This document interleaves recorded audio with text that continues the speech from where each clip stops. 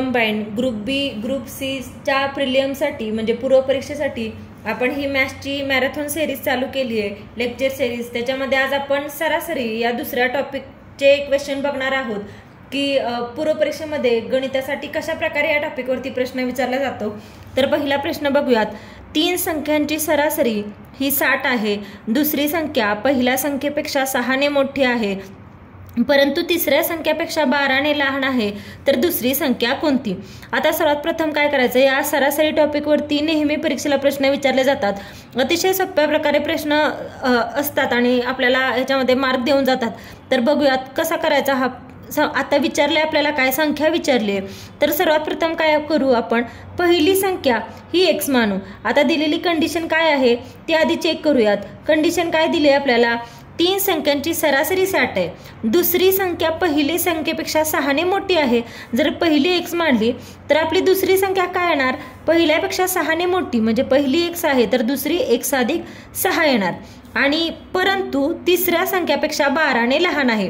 आणि तिसऱ्या संख्यापेक्षा म्हणजे ही दुसरी जी संख्या आहे ती पहिलीपेक्षा 6ने मोठी आणि तिसरीपेक्षा 12ने लहान आहे. मग जर x अधिक 6 ही संख्या 12ने लहान आहे म्हणजे तिसरी काय येणार आपली, x अधिक 18 म्हणजे 6 अधिक 12 म्हणजे 18 येतं. म्हणजे 12 वजा 6 केलं तर 18 वजा 6 केलं तर फरक किती येतोय, 12. मग ह्या झाल्या आपल्या 3 संख्या मांडल्या आपण. आता पुढे काय दिलंय, 3 संख्यांची सरासरी किती आहे, 60 आहे. मग आपण सरासरी कसं करतो, दिलेल्या सर्व संख्यांची बेरीज. पहिली संख्या x मांडली, दुसरी x अधिक 6 आणि तिसरी आपण काय घेतली, x अधिक 18 डिवायडेड बाय संख्या किती आहेत, 1 2 3 बरोबर. यांची सरासरी किती दिली आपल्याला, 60 दिले. आता हे सॉल्व करू. x अधिक x किती झालं, 3x अधिक 18 अधिक 6 किती, 24. आता काय करूया, हे 3 इकडे भागाकारात आहे, इकडे गेल्यावर गुणाकारात येणार म्हणजे 60 गुणिले 3 होणार. म्हणजेच काय, 3x अधिक 24 बरोबर 60 गुणिले 3 किती, साहित्रिक 18 180 झालं बरोबर. मग 3x बरोबर काय येणार, 180 वजा 24. 180 वजा 24 किती येतं, 156.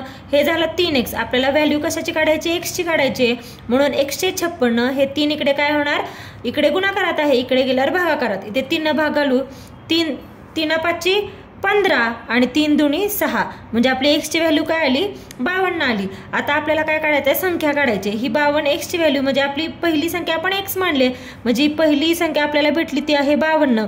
आता दुसरी संख्या काय आहे आपल्याला, x अधिक 6. मग x ची व्हॅल्यू आहे 52 अधिक 6 म्हणजे किती झालं, 58. हीच आहे आपली दुसरी संख्या म्हणजे आन्सर काय, ऑप्शन नंबर 2. पुढचा प्रश्न बघूया. एक दिवसीय आंतरराष्ट्रीय क्रिकेट खेळात राहुल याची 5 डावातील सरासरी धाव संख्या ही 97 आहे. कोणत्याही डावात त्याची धाव संख्या 82 पेक्षा कमी नाही, तर कुठल्याही एका डावात जास्तीत जास्त धाव संख्या किती असू शकेल. आणि आपल्याला हे खाली 4 ऑप्शन्स आहेत. तर सरासरी टॉपिकवरचा हा प्रश्न आहे. तर काय दिलंय आपल्याला, सर्वात प्रथम दिलंय 5 डावातील सरासरी धाव संख्या ही किती आहे, 97 आहे. म्हणजे डावातील एकूण धावा जर आपल्याला काढायच्या आहेत तर एकूण धावा कशा काढतो आपण, तर किती दिलेत आपल्याला डाव, 5 डाव. 5 डावातील संख्या गुणिले याचे आपल्या किती आहे, धाव संख्या आहे 97. मग एकूण धावा किती येणार आपल्याला, 5 गुणिले 97 बरोबर किती आलं, 485 हे आपल्या एकूण धावा झाल्या. मग आपल्याला काय विचारलंय, कोणत्याही डावात त्याची धावसंख्या 82 पेक्षा कमी नाही. मग आपण काय करूयात, समजा कमीत कमी जर 4 धावांची आपल्याला सरासरी काढायची, ती जर आपण समजा 4 धावांची सरासरी 82 मानली तर एकूण धावा कशा होणार, 4 गुणिले 82 करायचं. म्हणजे समजा आपण 4 डावातली 82 मांडली तर एकूण धावसंख्या जशी 5 कशी काढली या दोघांचा गुणाकार, तशी 4 धावाची जर 82 मांडली तर या दोघांचा गुणाकार म्हणजे एकूण धावसंख्या येणार. मग 4 गुणिले 82 किती येतं, 328. या आहे टोटल 5 धावातील संख्या आणि या आहे टोटल 4 धावातील संख्या.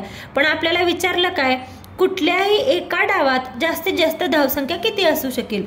तर एका धावाची काढायची आपल्याला. मग काय करायचं, 5 धावांमधून या 4 धावा वजा करायच्या म्हणजे 485 ही एकूण 5 धावांची आहे वजा 328 ही आहे आपल्या 4 धावांची. आता यांची वजाबाकी करायची.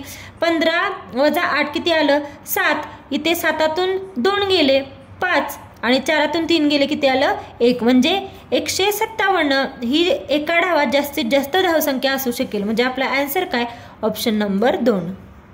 नेक्स्ट क्वेश्चन बघूयात. सचिन, सेहवाग व धोनी यांनी मिळून 228 धावा केल्या. जर सेहवागने धोनीपेक्षा 12 धावा जास्त केल्या व धोनीने सचिनपेक्षा 9 धावा जास्त केल्या असतील तर सचिनने किती धावा केल्या असा प्रश्न विचारलाय. आपण काय करूयात, आता आपल्याला काढायच्यात सर्वांच्या धावा. तर आपण काय करूया, सर्वात प्रथम आपण धोनीने x धावा काढल्या असं मानू. धोनी बरोबर x धावा. आता आपल्याला कंडिशन चेक करायचे. जर धोनीच्या x असतील तर कंडिशन काय आहे, जर सेहवागने धोनीपेक्षा 12 धावा जास्त केल्या, म्हणजे जर धोनीच्या x आहेत तर सेहवागच्या काय आहेत, धोनीपेक्षा 12 जास्त आहेत धावा, म्हणजे x अधिक 12 असणार. आणि सेम सचिनची पुढची काय कंडिशन आहे, व धोनीने सचिनपेक्षा 9 धावा जास्त केल्या असतील, म्हणजे सचिनच्या काय येणार x अधिक 9 धावा आल्या. आणि मिळून ह्या सर्वांच्या मिळून धावा किती आहेत 228 आहेत. म्हणजे ह्या तिघांची बेरीज म्हणजे किती असणार आहे 228, म्हणजे x अधिक 12 अधिक x अधिक 9 बरोबर किती आहे 228. आता हे इक्वेशन आपण सॉल्व करूयात. x अधिक x किती झालं 3x अधिक 12 अधिक 9 किती झाले 12 अधिक 9 21 बरोबर काय आलं 228. आपल्याला 3x ची व्हॅल्यू काढायची. 3x बरोबर 228 वजा 21 येणार. मग x ची व्हॅल्यू काय येणार, हे 3 इकडे भागाकारात जाणार, म्हणजेच काय 207. या दोघांची वजाबाकी 207 भागिले 3, इथे 3 नी भाग जातोय. 3 सक्क 18 2 राहिले आणि 3 9 27, म्हणजे x ची व्हॅल्यू आहे 69. पण आपल्याला विचारलेत कोणाच्या धावा, सचिनने किती धावा काढल्या असतील विचारले. सचिनच्या धावा आपल्या किती आहेत, सचिनच्या धावा आहेत x अधिक 9, धोनीच्या धावा x आहेत, म्हणजे ही x ची व्हॅल्यू ही धोनीची आहे, म्हणजे धोनीच्या किती धावा झाल्या 69. सेहवागच्या धावा किती आहेत, सेहवागच्या आहेत x अधिक 12, म्हणजे 69 अधिक 12 बरोबर किती, या 81 या आहेत सेहवागच्या धावा. आणि सचिनच्या किती आहेत तर x अधिक 9, म्हणजेच 69 अधिक 9 बरोबर किती तर 78 या धावा आहेत सचिनच्या. म्हणजे आपला आन्सर काय ऑप्शन 4. नेक्स्ट क्वेश्चन बघूयात. 3 संख्यांची सरासरी 50 आहे. त्यापैकी दुसरी संख्या पहिलीपेक्षा 6 ने जास्त परंतु तिसरीपेक्षा 12 ने लहान आहे, तर दुसरी संख्या कोणती. आता या सरासरीच्या क्वेश्चनमध्ये नेहमी काय करायचं, पहिला कंडिशन लिहून घ्यायच्या आणि त्याच्यानुसार समीकरण म्हणजे इक्वेशन बनवून घ्यायचं, म्हणजे सॉल्व्ह करायला सोपं जातं. आता 3 संख्यांची सरासरी 50 आहे, म्हणजे त्या संख्यांची बेरीज काय येणार, 3 संख्या म्हणजे 3 गुणिले सरासरी 50, म्हणजे एकूण संख्या आणि त्यांची सरासरी यांचा गुणाकार म्हणजे एकूण बेरीज येते. मग 3 संख्यांची बेरीज किती झाली 50 गुणिले 3 5 त्रिक 15, 150 ही त्या संख्यांची बेरीज झाली. आता आपल्याला संख्या काढायची, तर आपण पहिली संख्या ही x मानू. दुसरी संख्या काय दिली आपल्याला, दुसरी संख्या पहिलीपेक्षा 6 ने जास्त आहे, म्हणजे जर पहिली x आहे तर दुसरी संख्या काय येणार x अधिक 6, पण तिसरीपेक्षा 12 ने लहान आहे. मग आता या 6 मध्ये 12 ऍड करायचं, 12 अधिक 6 किती 18, म्हणजे तिसरी संख्या काय येणार x अधिक 18. हे आपल्याला 3 संख्या भेटल्या आणि आपल्याला त्याची बेरीज पण माहिती आहे, म्हणजे आता हे सॉल्व करू. म्हणजे पहिली संख्या अधिक दुसरी संख्या अधिक तिसरी संख्या बरोबर त्यांची बेरीज. मग x अधिक x किती झालं 3x अधिक 18 अधिक 6 यांची बेरीज करायची. 18 अधिक 6 24 बरोबर 150. मग 3x बरोबर काय 150 वजा 24, मग यांची वजाबाकी किती येते तर 126 बरोबर 3x. आपल्याला x ची व्हॅल्यू काढायची, मग हे 3 इकडे भागाकारात जाणार, 126 भागिले 3, 3 चौक 12, 3 दुनी 6 ही काय झाली आपली x ची व्हॅल्यू. म्हणजे पहिली संख्या आपली x आहे ती किती आहे 42, पण आपल्याला विचारलंय काय दुसरी संख्या. मग आपली दुसरी संख्या काय आहे x अधिक 6, म्हणजेच 42 अधिक 6 ही दुसरी संख्या. मग 42 अधिक 6 किती 48, म्हणजे आपली दुसरी संख्या आहे 48. आन्सर काय ऑप्शन 2. पुढचा प्रश्न बघूयात. अतिशय सोपा प्रश्न आहे. 6 संख्यांची सरासरी 64.5 आहे. 7वी संख्या 96 असल्यास सर्व 7 संख्यांची सरासरी किती होईल विचारले. म्हणजे आपल्याला सर्व संख्यांची सरासरी काढायची आहे. पहिली काय कंडिशन आहे 6 संख्यांची सरासरी 64.5 आहे. मग जर 6 संख्यांची सरासरी एवढी आहे तर त्यांची बेरीज किती येणार? एकूण संख्या गुणिले त्यांची सरासरी म्हणजेच काय असते या 6 संख्यांची बेरीज. मग 6 गुणिले 64.5 यांचा गुणाकार किती येतो? तर 387 ही काय आहे? 6 संख्यांची बेरीज आहे. आता आपल्याला काय काढायचं आहे? 7 संख्यांची सरासरी काढायचं आहे. 7 संख्यांची सरासरी म्हणजे काय, कशी काढतो आपण? 7 संख्यांची सरासरी म्हणजे सर्व 7 संख्यांची बेरीज भागिले 7. आता त्यातल्या 6 संख्यांची बेरीज आपल्याला भेटली ती किती आहे? 387 अधिक आपल्याला 7वी संख्या माहीत आहे ती किती आहे? 96. म्हणजे 6 संख्यांची बेरीज अधिक 7वी संख्या भागिले एकूण संख्या किती आहेत? तर 7. मग 387 अधिक 96 किती? 483 भागिले 7. इथे 7 ने भाग जातोय.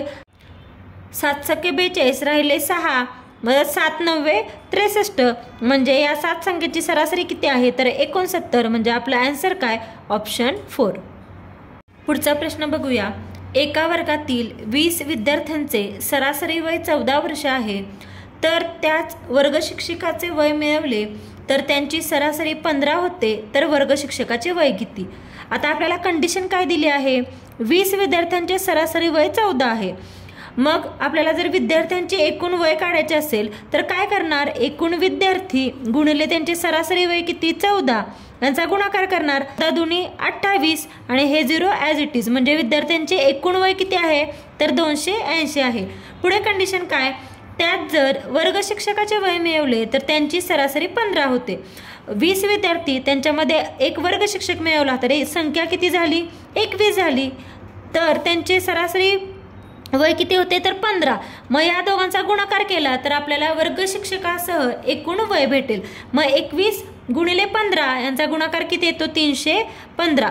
हे झालं फक्त विद्यार्थ्यांचं सरासरी एकूण वय आणि विद्यार्थ्यांचं एकूण वय आणि हे झालं आपलं शिक्षकासह सर्वांचं एकूण वय. आता पण आपल्याला विचारलंय काय? फक्त वर्ग शिक्षकाचं वय विचारलंय. म्हणजे या दोघांची काय करायची? वजाबाकी. मग 315 वजा 280 इथे काय आलं? 5. 11तून 8 गेले राहिले 3 आणि 2तून 2 गेले 0. म्हणजे वर्ग शिक्षकाचं वय किती आलं? 35. म्हणजे आपला आन्सर काय? ऑप्शन 3.